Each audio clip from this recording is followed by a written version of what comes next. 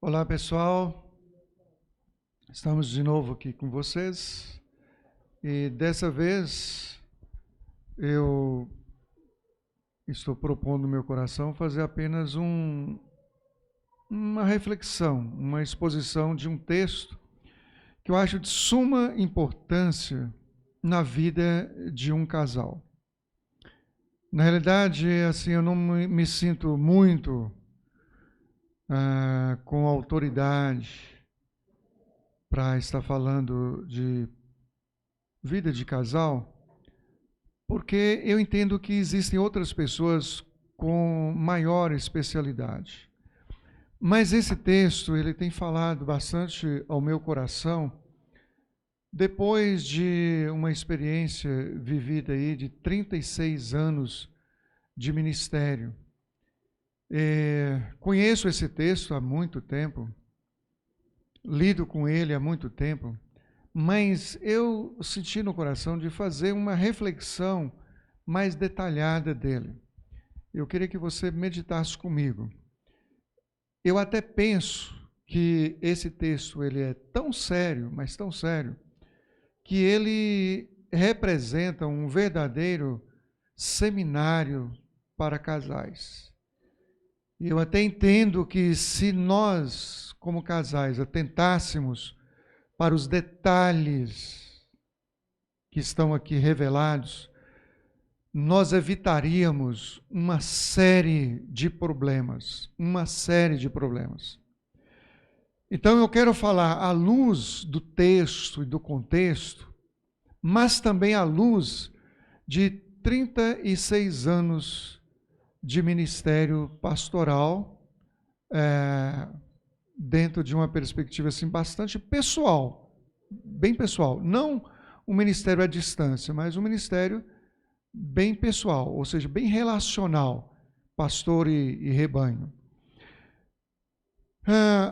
O texto está na carta de Paulo aos Coríntios, no capítulo 7, do versículo 1 até o versículo 5, que diz assim: Ora, quanto às coisas que me escrevestes, bom seria que o homem não tocasse em mulher. Mas por causa da prostituição, cada um tem a sua própria mulher e cada uma tenha o seu próprio marido. O marido pague à mulher a devida benevolência e da mesma sorte a mulher ao marido. A mulher não tem poder sobre o seu próprio corpo, mas tem-no o marido. E também da mesma maneira, o marido não tem poder sobre o seu próprio corpo, mas tem-no a mulher. Não vos defraudeis um ao outro, senão por consentimento mútuo, por algum tempo, para vos aplicardes à oração, e depois vos ajuntai outra vez, para que Satanás não vos tente pela vossa incontinência. Então vamos pensar, queridos. Primeiro o seguinte: a carta de Paulo aos Coríntios é uma carta para resolver problemas de uma igreja local. Algumas questões estavam aparecendo na igreja de Corinto e Paulo tomou conhecimento mediante informações da parte da própria igreja. E aqui é uma dessas situações, o relacionamento marital, o relacionamento do marido com a mulher. Então, Paulo foi questionado a respeito disso, foi indagado a respeito disso. Vamos pensar que um homem ou alguns homens perceberam essa problemática na igreja e eles queriam saber o que fazer, como resolver. E aí apelam para Paulo.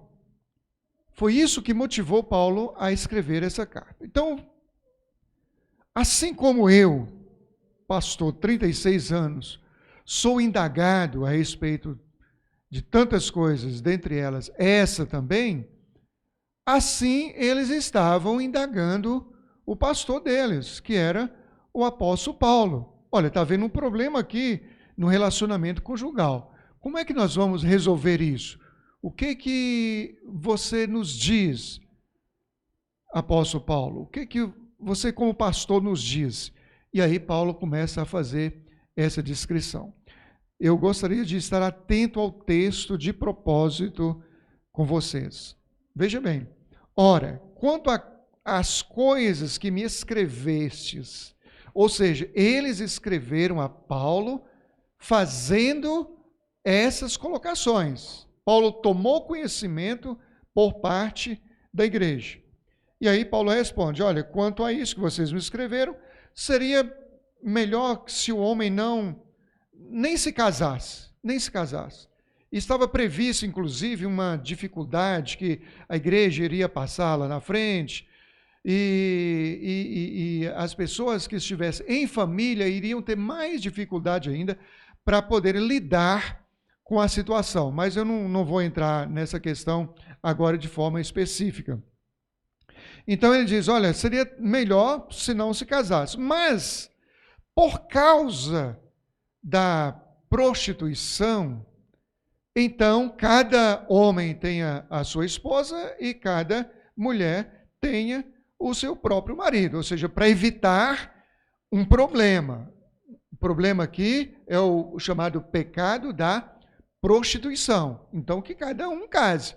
Cada homem case com a sua esposa, cada mulher case com o seu marido.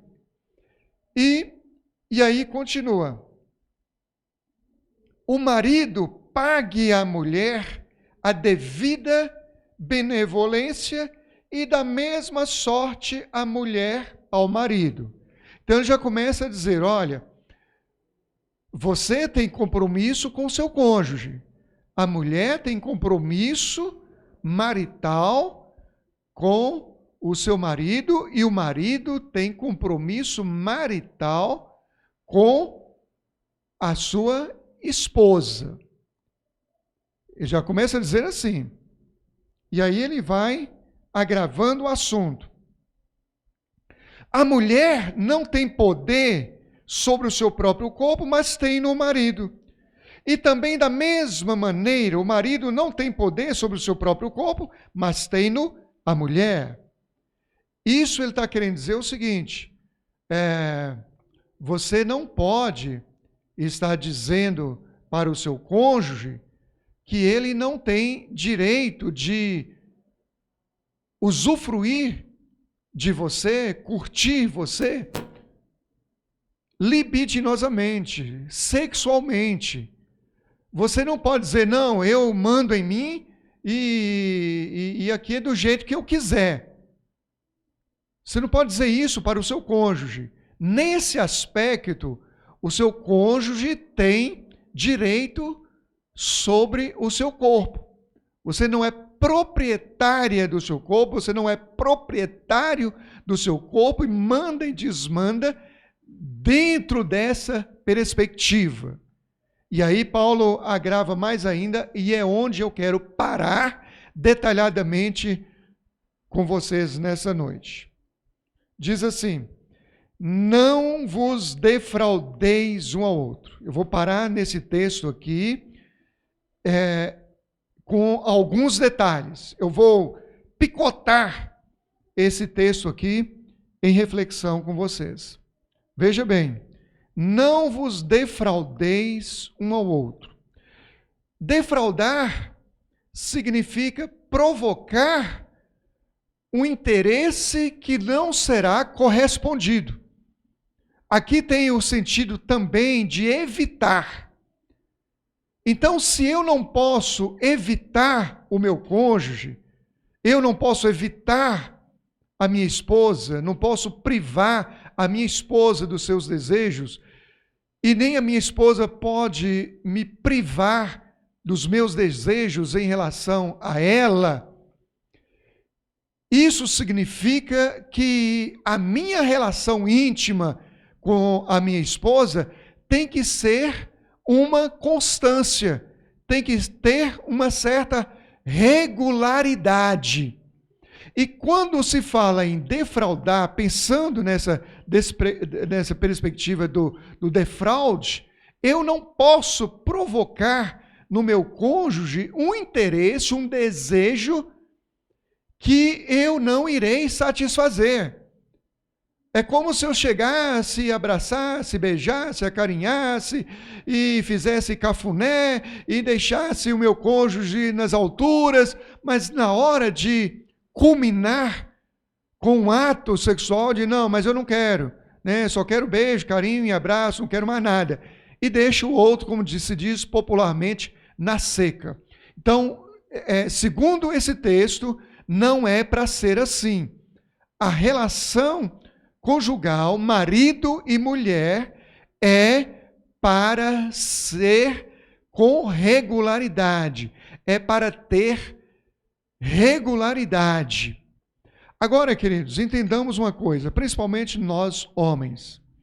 Mulher não gosta de marido. Ou, assim, mulher não gosta tanto de marido como marido gosta de esposa. Aí você diz, mas pastor, o sonho de toda mulher é se casar. Não, eu estou dizendo que a mulher não gosta tanto de marido quanto o marido gosta de esposa. Você está falando de casamento, mas o que está na cabeça dela não é marido, mas o glamour de uma festa onde ela será a estrela.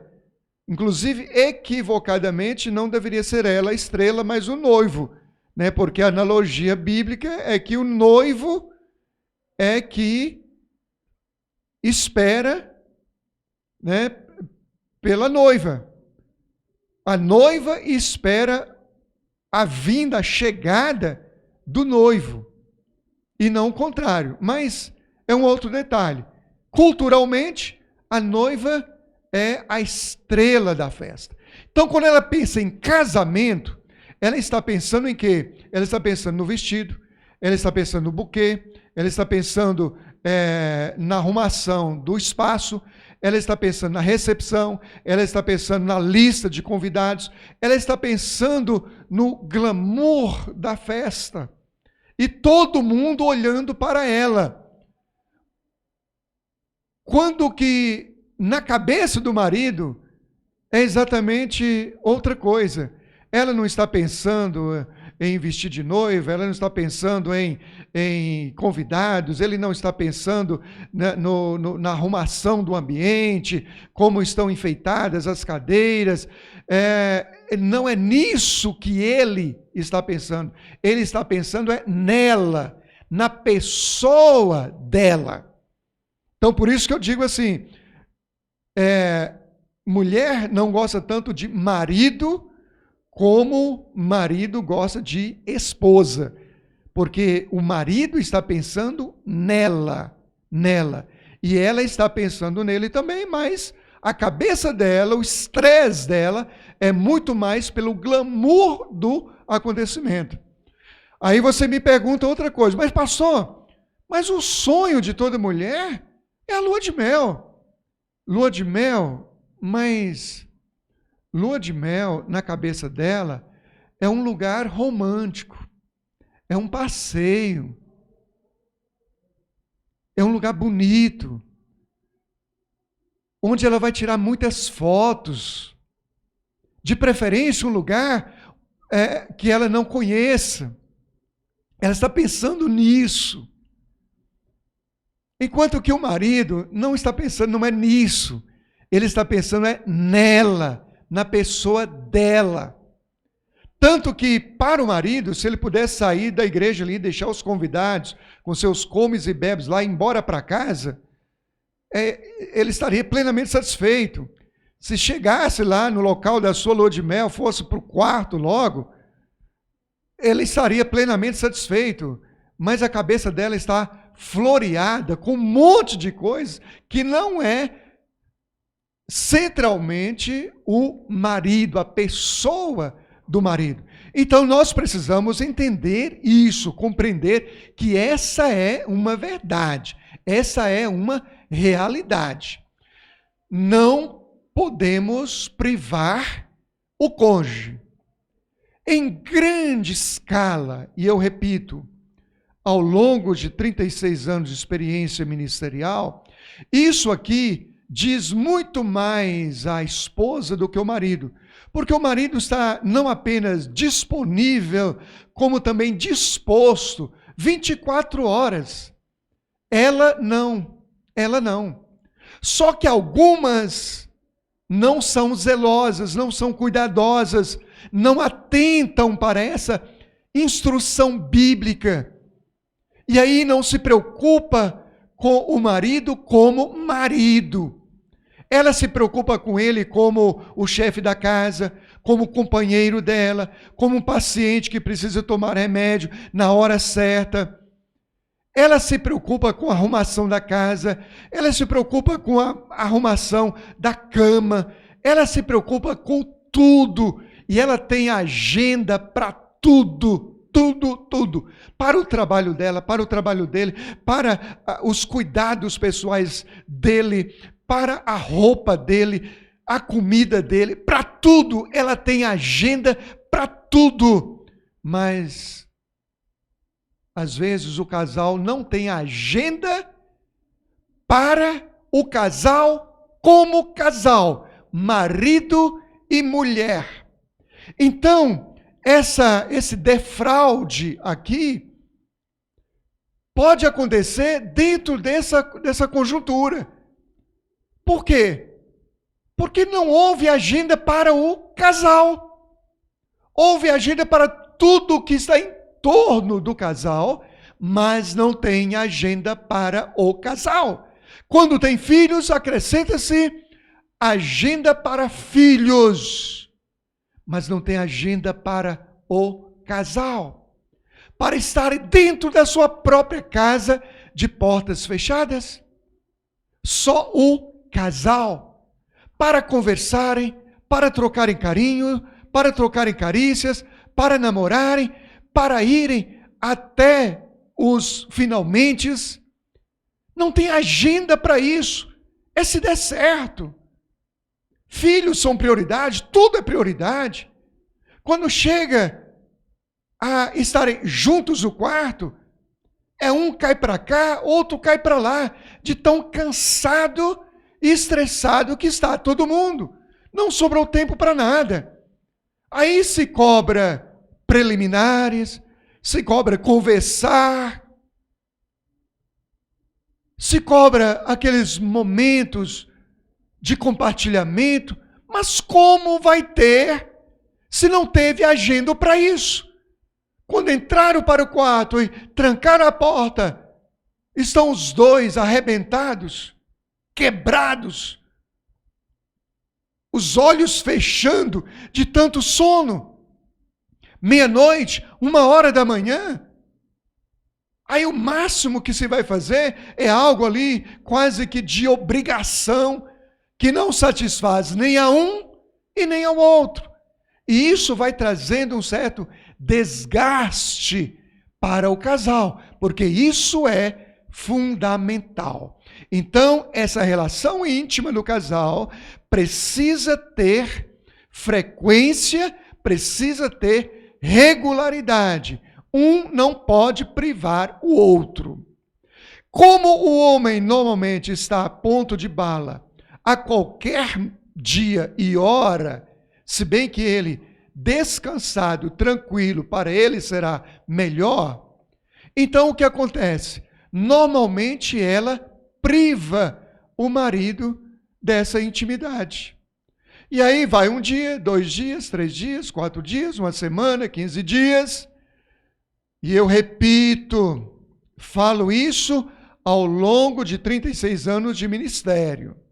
E de repente você vê a notícia de que fulano de tal, um safado, deixou uma esposa tão linda para ficar com, desculpa a expressão, um verdadeiro tribufu. Como é que pode um trem desse? É porque de repente, ela tinha uma mulher dentro de casa, uma mulher linda dentro de casa, uma mulher atraente dentro de casa, uma mulher que ele ama dentro de casa, e mais ainda, na sua própria cama, e mais ainda, mal vestida, e ele não pode encostar a mão, não pode encostar, porque estou cansada, porque estou com dor de cabeça, e começa a dar os mais diversos motivos para não ter momento íntimo com o marido. Isso explica a atitude do marido. Não justifica. E não pense que eu estou defendendo o pecado de ninguém, porque pecado é condenável. É condenável. Mas uma certa explicação. Caramba, é muito sofrimento estar com uma pessoa que eu amo dentro de casa, linda, maravilhosa, que me atrai. E eu não posso encostar. Então, para ter um momento íntimo com a minha esposa, que eu amo, é uma verdadeira loteria. Enquanto que lá fora se pode ter uma por dia, da altura que quiser, da cor que quiser, do jeito que quiser. Então a coisa não é brincadeira, a coisa é séria. Mas eu vou tornar isso mais sério ainda quando eu avançar no texto. Quando eu avançar no texto. Então, não podemos privar um ao outro. É pecado, contraria a palavra de Deus e traz consequências drásticas. Preste atenção nisso. Preste muita atenção. Vamos para frente. Aí diz o texto: a não ser por consentimento mútuo. Então eu vou me privar da minha intimidade com minha esposa por 3 dias, 5 dias, 15 dias, de acordo com a disposição e os hábitos do casal, por consentimento dos dois, por consentimento mútuo. Eu não posso dizer, por esses 15 dias, eu não quero nada. E deixo o outro emburrado, aborrecido, chateado, nervoso, brabo, grosso dentro de casa, exposto ao perigo. Eu não posso. Tem que ser, segundo esse texto, tem que ser por consentimento mútuo. Porque daí nenhum vai cobrar de ninguém. Ninguém vai cobrar de ninguém. O marido não pode cobrar da esposa e nem a esposa cobrar do marido. Por quê? Porque foi acordado entre os dois. Foi combinado entre os dois. Vamos para frente. Por algum tempo. Tem que ser por consentimento mútuo e por algum tempo. Não é a perder de vista. Não é a perder de vista. É por algum tempo. Sugere que é por pouco tempo. Por pouco tempo. Tempo determinado. Não vou me deter nesse tópico, mas vamos para frente para nós entendermos o porquê que tem que ser por algum tempo, por pouco tempo. E esse pouco tempo ainda tem um objetivo específico. E esse objetivo, segundo o texto, é único para aplicar a oração e ao jejum. Por que que isso é importante? Porque se nós temos essa necessidade biológica, e a coisa mais extraordinária da face da terra para essa terra, a nossa tendência é de estarmos focados nisso, pensando nisso, envolvidos nisso. E quando eu vou me dedicar ao jejum e à oração, então eu preciso me concentrar em Deus e somente em Deus.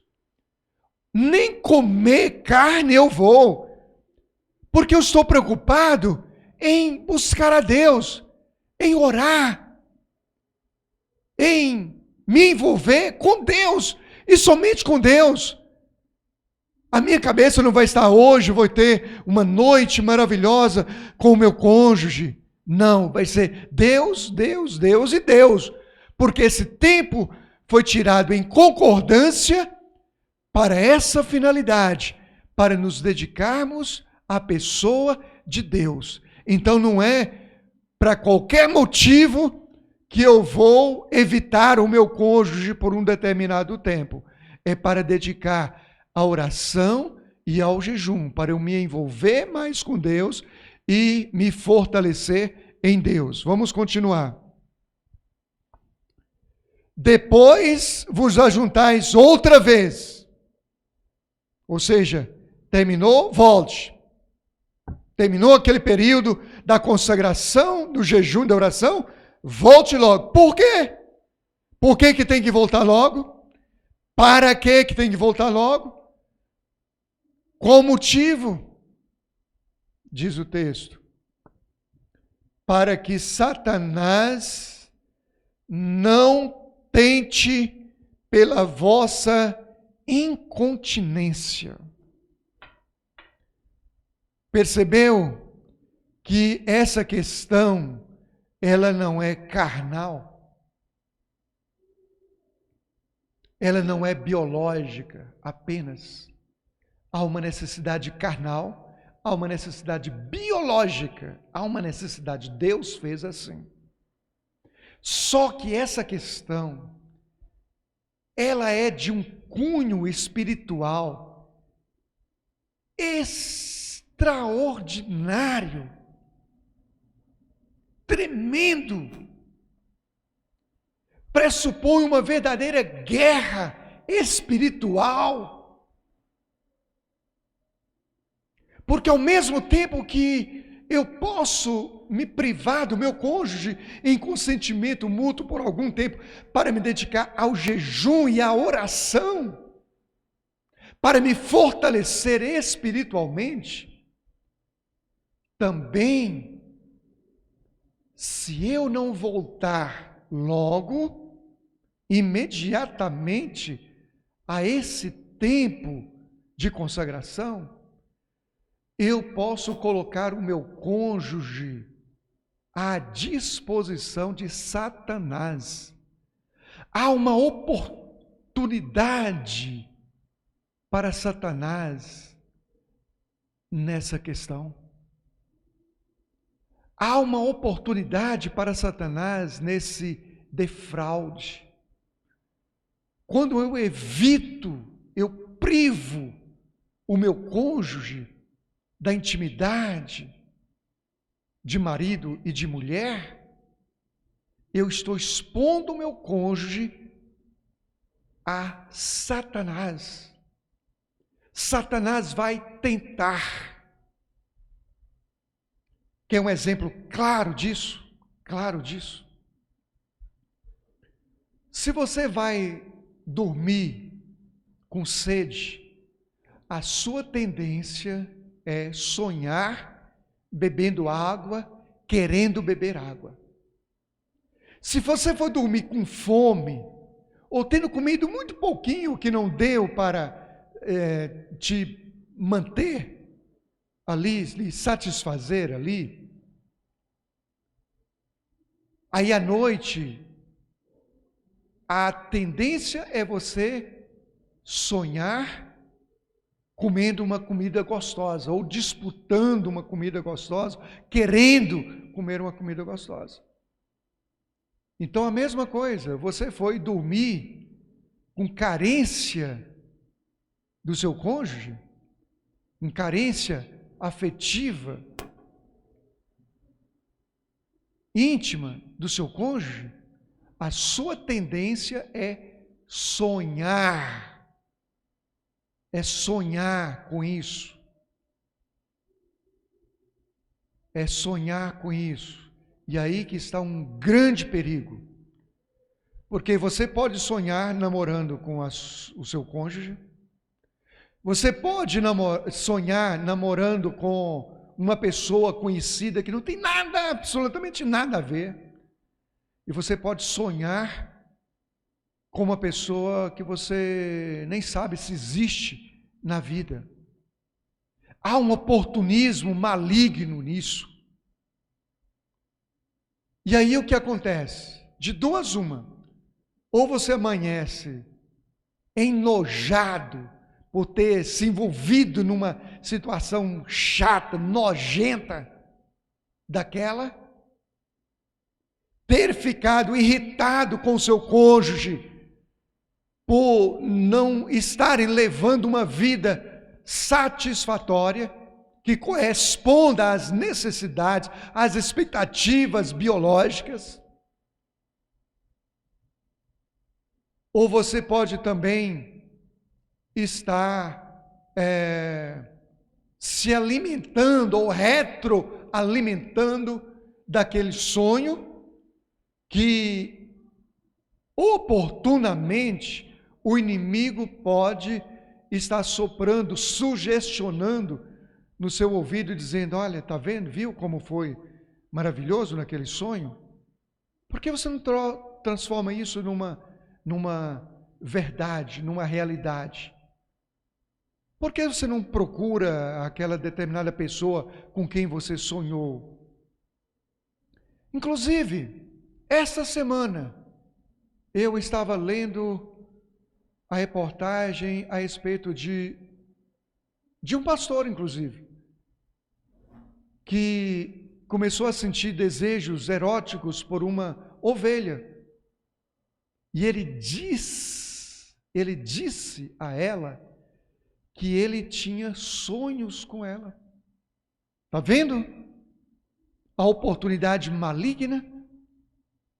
Então não é para evitar um ao outro, para que Satanás não tente, não seja uma oportunidade para Satanás agir, intervir. E intervir por meio de quê? Diz o texto: pela vossa incontinência. O que seria isso? Pela vossa incapacidade de se controlar. Porque a coisa é biológica. Há uma necessidade biológica. Há uma necessidade biológica que precisa ser correspondida. Então, meus queridos, esse é um texto que, assim, para mim, em si só, já é um congresso de casais. Se eu pegar esse texto, picotá-lo assim, em meditação, e procurar viver isso, praticar isso, eu digo para você uma coisa: uma porcentagem enorme de divórcios não aconteceriam. Evitaríamos uma quantidade enorme de divórcios. Porque essa vida íntima do casal, ela tem dois valores, dois grandes efeitos. Tanto evita problemas, como resolve problemas. Você já observou que às vezes você não está bem com o seu cônjuge? Está meio se arranhando ali, meio, grosseiro o relacionamento, parece que perdeu o romantismo, e agora é só troca de farpas, e de repente, acidentalmente aconteceu um momento íntimo, De repente, passou tudo aquilo. Então, os momentos íntimos do casal não apenas resolvem problemas, como também evitam problemas. Porque é uma carne só se entrelaçando. É uma oportunidade que um tem para valorizar o outro, para dizer para o outro que ele é importante. Daí eu volto na questão da agenda do casal. Tem agenda para tomar remédio, tem agenda para o trabalho, tem agenda até para a igreja, tem agenda para ministério, tem agenda para filhos, tem agenda para roupas, tem agenda para comida, tem agenda para casa, tem agenda para tudo, mas não tem agenda para o casal. O que sobra para o casal é apenas o resto. É o resto. Estou aqui na cama. Foi isso que sobrou. Estou um bagaço. Mas foi só isso que sobrou para você. Vamos embora fazer alguma coisa logo, porque senão eu pego no sono.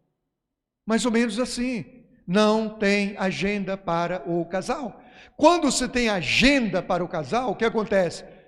O cônjuge se sente valorizado. O marido vai se sentir valorizado. Ela estava pensando em mim. A esposa vai se sentir valorizada. Ele estava pensando em mim. Tanto que não se sugere dar presente de geladeira para a esposa, como esposa. Geladeira você compra para casa. Você não compra fogão de presente para a esposa, você compra fogão para casa. Mas para a esposa você dá uma rosa, para a esposa você dá um bombom, uma coisa assim, que é para ela, que ela entenda que seja para ela, que você estava pensando nela. E a mesma verdade, vice-versa. Então, meus queridos, pensemos nisso. Sublinhe esse texto e reflita nele de novo, pense nele de novo, comece a aplicar no seu casamento. Você que está noivo, pretende se casar, veja isso com detalhes, não deixa para depois do casamento, não. Eu sou de uma linha, queridos, eu sou de uma linha que todo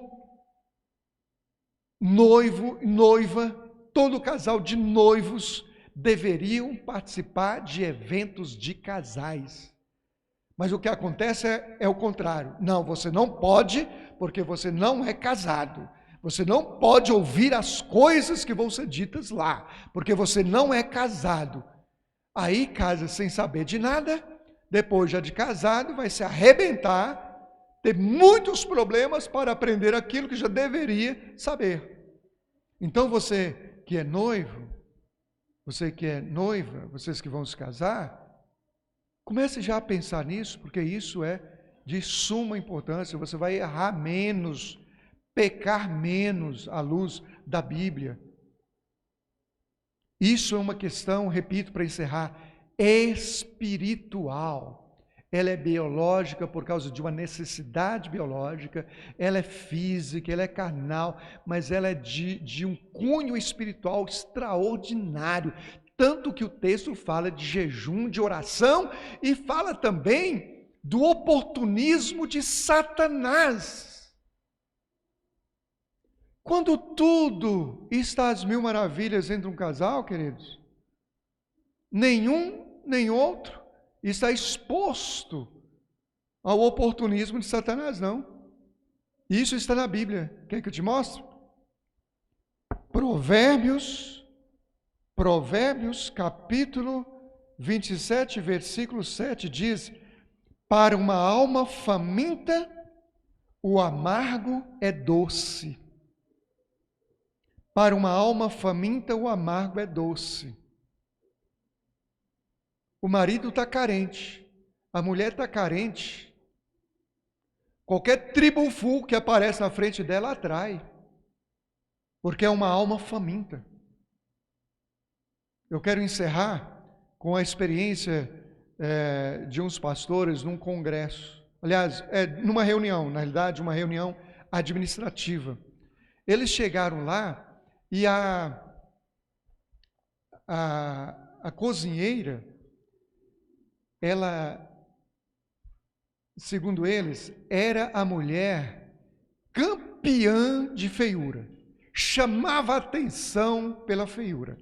Tinha outros dotes, mas da beleza não era o forte dela. Chamava atenção pela feiura. O nome dela era Dida. E aí começa a reunião.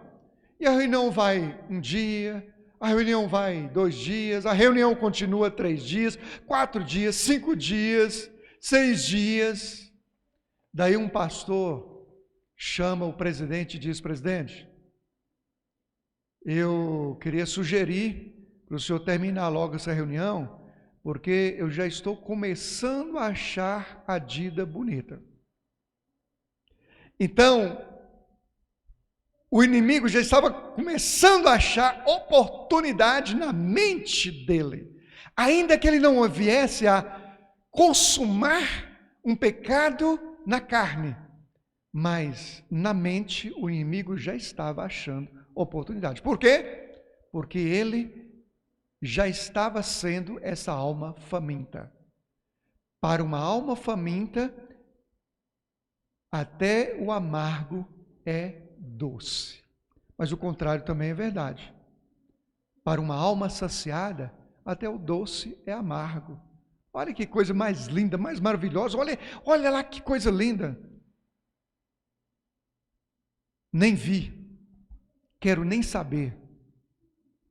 Estou plenamente saciado, estou farto, estou contente, estou satisfeito, estou realizado.